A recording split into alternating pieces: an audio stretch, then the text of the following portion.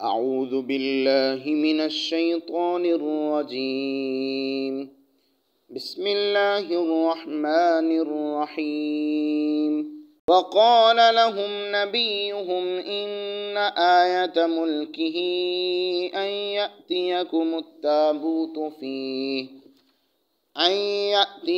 التابوت فيه سكينة من ربكم وبقية مما ترك آل موسى وآل هارون تحمله الملائكة إن في ذلك لآية لكم إن كنتم مؤمنين. اعوذ باللہ من الشیطان الرجیم. بسم اللہ الرحمن الرحیم. وقال لهم نبیهم ان آیۃ ملکہ ان یأتیکم التابوت فیہ سکینۃ من ربکم وبقیۃ مما ترک آل موسیٰ وآل ہارون تحملہ الملائکہ ان فی ذلک لآیۃ لکم ان کنتم مؤمنین. آمنت باللہ صدق اللہ العظیم.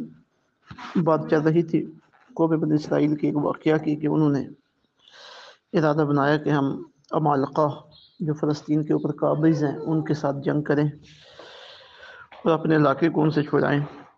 پھر انہوں نے اس کے لیے اپنا ایک لیڈر مقرر کرنے کے لیے اپنے نبی شمویل علیہ السلام کی خدمت میں گزارش کی. تو انہوں نے اللہ تعالیٰ کے حکم سے طالوت کو ان کا لیڈر مقرر کیا اور انہوں نے طالوت کو لیڈر ماننے سے انکار کیا. تو پھر انہیں سمجھایا گیا کہ یہ علم میں اور جسمانی قوت میں تم سے آگے بڑھا ہوا ہے، تو اس میرٹ کی بنیاد پہ تمہارا اسے اللہ نے مقرر کیا قائد لیڈر. پھر انہوں نے کہا کہ اس کی کوئی نشانی بھی ہونی چاہیے تاکہ ہمارا دل مطمئن ہو جائے کہ یہ واقعی ہمارا لیڈر ہے. تو اب وہ نشانی جو ہے نا وہ اس کا ذکر آ رہا ہے. وقال لهم، اور کہا انہیں نبیہم، ان کے نبی نے، ان آیت ملک ہی، کہ اس کی بادشاہی کی نشانی یہ ہے، ان یاتیکم، کہ آئے گا تمہارے پاس، التابوت، ایک صندوق، فیہ، اس تابوت میں ہوگا، سکینتن، تمہارے لیے تسلی کا سامان، من ربکم، تمہارے رب کی طرف سے، وبقیتن، اور اس صندوق میں ہوں گی بچی ہوئی چیزیں، مما ترک آل موسیٰ، جنہیں چھوڑ گئی ہے حضرت موسیٰ علیہ السلام کی اولاد، وآل ہارون، اور حضرت ہارون کی اولاد، تحملہ، اس صندوق کو اٹھا کے لائیں گے، الملائکہ، فرشتے، ان، بے شک، فی ذالک، اس میں ہے، لآیتن، بڑی نشانی، لکم، تمہارے لیے، ان کنتم مؤمنین، اگر تم ایماندار ہو. آپ نے انہیں فرمایا کہ طالوت کے تمہارے قائد، لیڈر، بادشاہ ہونے کی نشانی یہ ہے کہ ایک صندوق فرشتے تمہارے پاس لے کے آئیں گے. اب یہ صندوق کیا ہے؟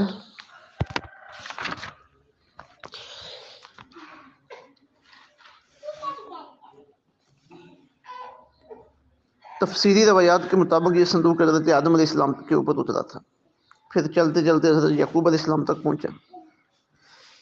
حضرت موسیٰ علیہ السلام اور باقی بنی اسرائیل کے لوگ جب جنگیں کرتے تو اس صندوق کو اپنے آگے رکھتے تھے، اس سے ان کے دلوں کو سکون اور ثبات اور استقامت ملتی تھی، اور وہ دوران جنگ پیٹھ نہیں پھیرتے تھے، جرأت مندی کے ساتھ لڑتے تھے. بنی اسرائیل کی نافرمانیوں کی وجہ سے وہ صندوق ان سے چھن گیا، کہیں عمالقہ قوم وہ صندوق ان سے چھین کے لے گئی. تو اب ظاہر ہے جو بنی اسرائیل کے نزدیک اس صندوق کی تعظیم تھی، عمالقہ تو اس تعظیم سے آگاہ نہیں تھے، وہ اس کی بے ادبی بھی کر جاتے، اور ان کے اوپر اللہ کا عذاب اس طرح اترتا کہ ان میں سے جو بھی صندوق کی بے ادبی کرتا ہے اسے بواسیر کی بیماری لائق ہو جاتی.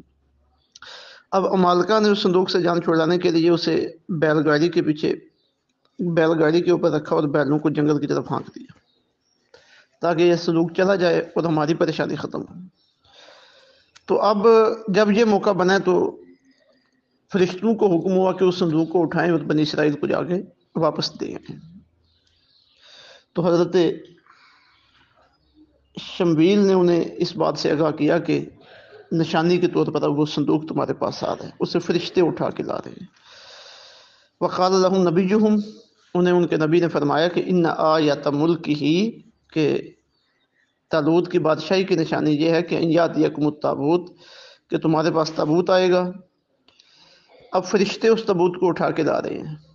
اس تابوت میں تھا کیا، پہلے تو یہ بھی دیکھ لیں، پھر اس بات کی وضاحت کرتے ہیں کہ فرشتے کیوں اٹھا کے لا رہے ہیں۔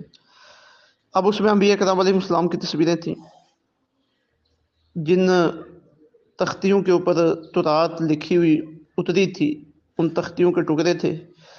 حضرت موسیٰ علیہ السلام کا عصا اور آپ کے مبارک جوتے تھے، نالین مبارک تھے۔ حضرت ہارون علیہ السلام کا امامہ شریف اور آپ کا عصا تھا، اور من و سلوہ جو بنی اسرائیل کے اوپر اترا اس کے چند ٹکڑے تھے جو اس صندوق کے اندر تھے۔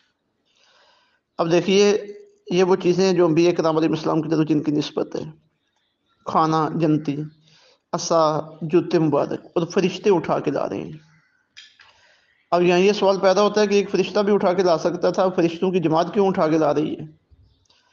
تو اس سے یہ پتہ چلا ہے کہ یہ جو فرشتوں کی جماعت اسے اٹھا کے لا رہی ہے وہ ان چیزوں کی عزت اور تکریم کی وجہ سے تھا، اور جن چیزوں کی نسبت اللہ کے خاص بندوں کی طرف ہوتی ہے، نیک بندوں کی طرف ہوتی ہے، وہ چیزیں قابل تعظیم ہوتی ہیں، وہ چیزیں قابل عزت ہوتی ہیں، اور اس دین اسلام میں ان کی ایک شرعی حیثیت موجود ہے۔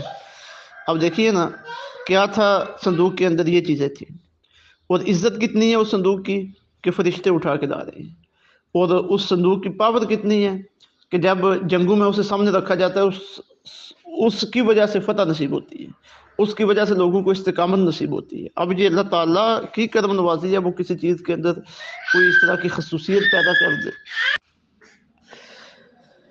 تو اس سے یہ پھر قرآن شریف میں اسے یہ کیا کہا گیا ہے کہ فیہ سکینۃ من ربکم، اس میں تمہارے لیے تمہارے رب کی طرف سے سکون ہے اس صندوق میں۔ وبقیۃ مما ترک آل موسیٰ وآل ہارون، آل موسیٰ اور آل ہارون کی چھوڑی ہوئی چیزیں ہیں اس میں، تحملہ الملائکہ،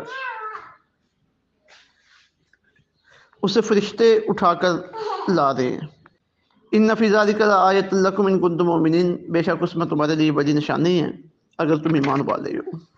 تو اب اس سے بڑا ایک مسئلہ جو ہے نا وہ یہ سامنے آیا کہ جن چیزوں کی نسبت اللہ والوں کی طرف ہے وہ چیزیں باعث برکت ہوتی ہیں، اور اللہ تعالیٰ ان کے اندر یہ خصوصیت پیدا فرماتے ہیں۔ عبادت اللہ کی ہے، مانگنا بھی اللہ سے ہے، سارے معاملات اللہ سے ہیں۔ تو جس اللہ کے ساتھ یہ سارے ہمارے تعلقات وابستہ ہیں، تو وہی اللہ اگر کسی چیز کے اندر برکت پیدا کر دے تو اسے ماننے سے ہمیں کیا انکار ہے؟ قرآن شریف کی بے شمار آیات طیبات اور احادیث طیبات آقا علیہ السلام کی اس بات کے اوپر بے واضح دلائل موجود ہیں۔ مثلا سورہ یوسف کی آیت نمبر 93 میں حضرت یوسف علیہ السلام اور حضرت یعقوب کی جو تفصیلی باتیں ہیں سورہ یوسف میں، ان کا ایک حصہ یہ ہے کہ جب حضرت یعقوب علیہ السلام کی بنائی جاتی رہی، حضرت یوسف علیہ السلام مصر میں تھے، بھائیوں نے جا کے خبر دی کہ باپ کی بنائی جاتی رہی ہے حضرت یعقوب کی۔ اب دیکھیے، جن کی بنائی گئی ہے وہ بھی اللہ کے نبی ہیں، جنہیں خبر دی گئی ہے وہ بھی اللہ کے نبی ہیں۔ تو حضرت یعقوب علیہ السلام نے کیا فرمایا، حضرت یوسف علیہ السلام نے کیا فرمایا، اذهبوا بقمیصی ھذا، یہ میری قمیص لے جاؤ، فالقوہ علی وجہی ابی، یہ میرے باپ کے چہرے پہ ڈال دو، یاتی بصیرہ، وہ بینا ہو جائے گی، ان کی بنائی واپس آ جائے گی۔ آئے قمیص ڈالی گئی، اب اس قمیص کی برکت سے حضرت یوسف علیہ السلام کی بنائی لوٹ آئی۔ یہ قرآن شریف ہے۔ اسی طرح مقام ابراہیم کیا ہے؟ وہ پتھر ہے نا جہاں پہ حضرت ابراہیم علیہ السلام نے کھڑے ہو کے خانہ کعبے کی تعمیر کی ہے، اور اس پتھر نے حضرت ابراہیم علیہ السلام کے قدمین مبارک کے نشانات اپنے اندر محفوظ کر لیے ہیں۔ تو حضرت عمر فاروق رضی اللہ تعالیٰ عنہ نے آقا علیہ السلام کی بارگاہ میں عرض کی ہے کہ ہم طواف کے نفل طواف کر کے نفل مقام ابراہیم کے پاس نہ پڑھ لیا کریں۔ یہ صحیح بخاری شریف کی حدیث نمبر 402 ہے۔ تو حضرت عمر نے خواہش کا اظہار کیا ہے، تو پتہ چلا ہے کہ تبرکات کے قریب ہونے کی، انہیں ہاتھ لگانے کی، انہیں چومنے کی اور ان سے برکت حاصل کرنے کی خواہش بندہ مومن کے دل میں موجود ہوتی ہے، کیونکہ برکت تو اس میں اللہ نے پیدا کی ہے نا۔ تو اب یہ پتھر ہے جی مقام ابراہیم، تو خواہش کا اظہار کیا کہ اسے جائے نماز نہ بنا لیں، تو آپ کی اس خواہش کو اللہ تعالیٰ نے قبول فرمایا، اور قرآن شریف کی آیت نازل ہوئی ہے وَاتَّخِذُوا مِن مَّقَامِ إِبْرَاهِيمَ مُصَلًّى، تم مقام ابراہیم کو جائے نماز بنا لو۔ آرڈر آ گیا، اب سارے مسلمان جب طواف کرتے ہیں تو اس کے بعد مقام ابراہیم کے پاس کھڑے ہو کے دونوں نفل ادا کرتے ہیں۔ حضرت عروہ بن مسعود ثقفی رضی اللہ تعالیٰ عنہ جب ابھی مسلمان نہیں ہوئے تھے اور صلح حدیبیہ کے موقع پہ مشرکین مکہ کی طرف سے ثالثی بن کے آئے تھے۔ یہ بھی صحیح بخاری شریف کی حدیث نمبر 2731 ہے۔ تو انہوں نے جب صحابہ کرام علیہ رضوان کو دیکھا کہ وہ آقا علیہ الصلوۃ والسلام کی تعظیم کر رہے ہیں اور سرکار کے وضو کے پانی سے برکت حاصل کر رہے ہیں، سرکار کے لعاب دہن سے برکت حاصل کر رہے ہیں، تو انہوں نے آگے جا کے جو منظرنامہ کھینچا ہے مشرکین کے سامنے، اور امام بخاری نے اسے نقل کی ہے، صحابہ کے اس عمل کو آقا علیہ الصلوۃ والسلام کے سامنے یہ عمل کیا جا رہا ہے، حضور روک بھی نہیں رہے۔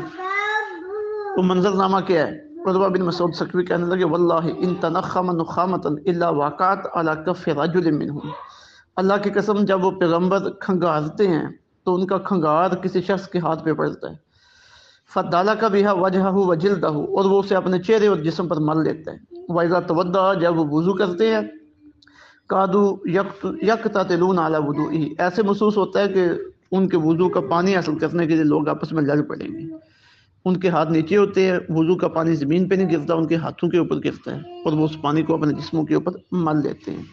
حضرت اسماء رضی اللہ تعالیٰ عنہ کی حدیث شریف، یہ صحیح مسلم شریف کی حدیث نمبر 2069 ہے۔ آپ فرماتی ہیں کہ ہمارے پاس نبی پاک صلی اللہ علیہ وسلم کا جبہ ہے، فَنَحْنُ نَغْسِلُهَا لِلْمَرْضَى يُسْتَشْفَى بِهَا، ہم اس جبے کو پانی میں بیماروں کے لیے ڈبو دیتے ہیں، جبے کو پانی میں ڈبوتے ہیں، وہ پانی بیماروں کو استعمال کرتے ہیں، بیماروں کو اسے شفا مل جاتی ہے۔ یہ جبہ جو آقا علیہ الصلوۃ والسلام نے پہنا تھا، یہ اس کی برکت ہے۔ حضرت عبداللہ بن عمر رضی اللہ تعالیٰ عنہ کی روایت امام قاضی عیاض مالکی نے شفا میں لکھی ہے، شفا بتعریف حقوق المصطفیٰ میں، فرماتے ہیں کان ابن عمر یادہ علی المنبر الذی یجلس علیہ رسول اللہ صلی اللہ علیہ وسلم، حضرت عبداللہ ابن عمر اپنا ہاتھ مبارک اس منبر پر رکھتے تھے جس پر رسول اللہ صلی اللہ علیہ وسلم خطبے کے لیے تشریف رکھتے تھے، ثم یدعها علی وجہہ، پھر اس ہاتھ کو اپنے چہرے پہ مل لیتے تھے۔ جنگ یرموک میں حضرت خالد بن ولید رضی اللہ تعالیٰ عنہ نے جو ٹوپی پہنی ہوئی تھی وہ گم ہو گئی، عین حالت جنگ میں آپ نے حکم دیا کہ اسے تلاش کرو، بار بار ڈھونڈو، ٹوپی مل گئی، ہے تو بہت بسیدہ تھی، تو لوگوں کو خیال آیا کہ یہ ٹوپی کی کیا حیثیت ہے کہ جنگ کے دوران ٹوپی کو ڈھونڈنا شروع کر دیا ہے۔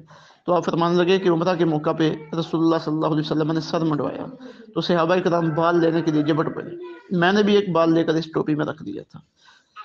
تو اصل تلاش ٹوپی کی نہیں ہے، تلاش اس بال کی ہے جو آقا علیہ الصلوۃ والسلام کا اس ٹوپی کے اندر ہے، اور میں ہر جنگ میں اس ٹوپی کو پہنتا ہوں، اللہ مجھے فتح عطا فرماتے ہیں۔ یہ المستدرک کی حدیث میں 5299 ہے۔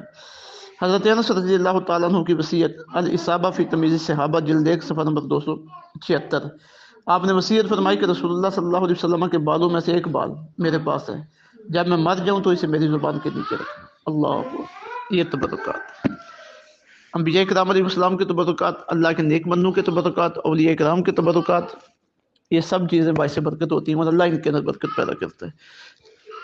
اللہ رب العزت سمجھ کے عمل کی توفیق عطا فرمائے۔ وما علینا الا البلاغ۔